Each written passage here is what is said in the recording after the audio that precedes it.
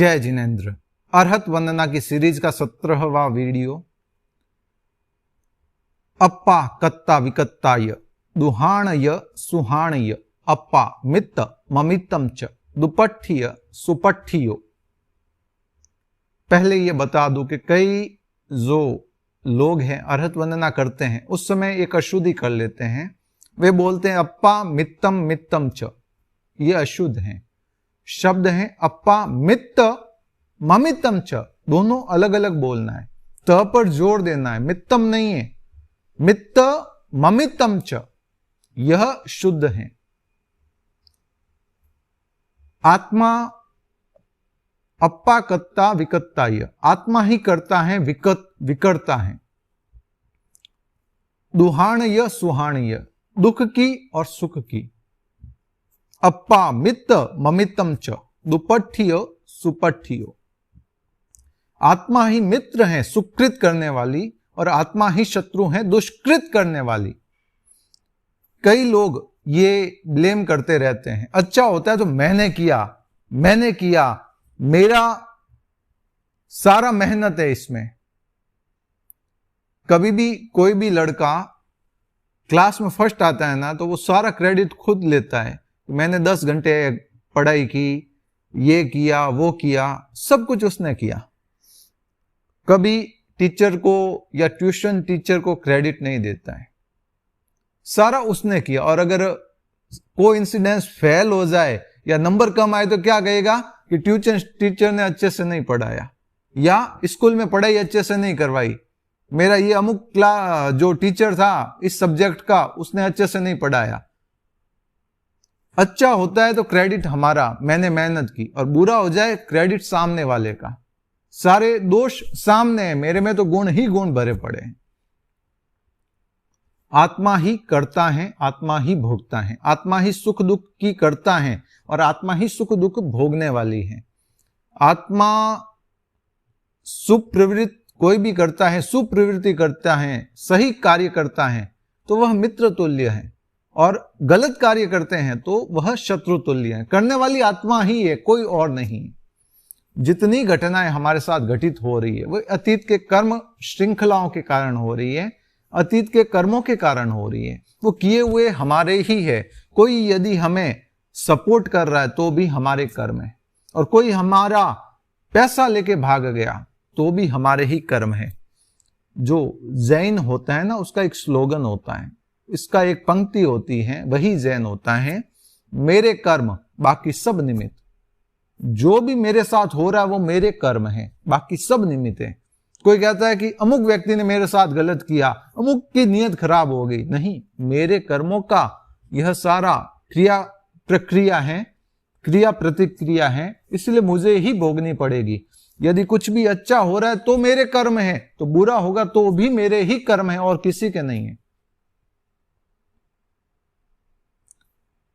सुख में हम खुश रहते हैं, किसी को क्रेडिट नहीं देते, और दुख होता है उसका क्रेडिट हमारे अलावा हर किसी को दिया जाता है।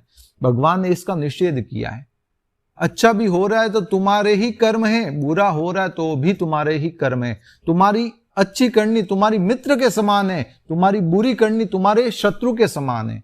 तुम अगर गलत किसी के साथ करो, किसी ने किसी का अपहरण कर दिया और पकड़ा गया तो जेल होगी या नहीं होगी? भले वो कुछ भी कहे, कुछ भी करे, चाहे कितना ही रसूखदार क्यों ना हो, फिर भी कानून उसे छोड़ता नहीं है। तो गलत कार्य करोगे तो आपकी आत्मा ही शत्रु रूप में है आपको प्रताड़ित करने के लिए, और आप अच्छा कार्य करोगे तो आपको क्रेडिट भी मिलने वाला है, सहयोग भी मिलने वाला है, सब कुछ मिलने वाला है। सुकृत है तो भी आपकी मित्र तुल्य आत्मा ही, और दुष्कृत है तो भी आत्मा ही है। सुख दुख हो रहे हैं, उसकी कर्ता विकर्ता सब कुछ आत्मा है। वर्तमान में हम बासी रोटी खा रहे हैं, जो अतीत के जन्मों के संस्कार हैं, पुण्य ही है, वह हम वर्तमान में भोग रहे हैं। इसीलिए जो भी हमारे साथ हो रहा है, हमने अतीत के जन्म में किसी को दिया है, किसी से लिया है। किसी को हमने कुछ दिया है तो वो वापस दे रहा है, किसी से हमने लिया है, हड़पा है, जकड़ा है किसी का, तो वो वापस इस जन्म में किसी न किसी रूप में लेने वाला है। इसीलिए मेरा विनम्र निवेदन है, कभी भी आपके साथ कुछ भी गलत हो जाए तो उस समय अपने कर्मों को दोष देना, किसी व्यक्ति विशेष को नहीं। यही प्रेरणा दे रहा है भगवान का ये सूक्त। कभी भी कुछ भी गलत हो जाए उसका पूरा जवाबदेही मेरी है, मेरे ही कर्म है, बाकी सब निमित्त है।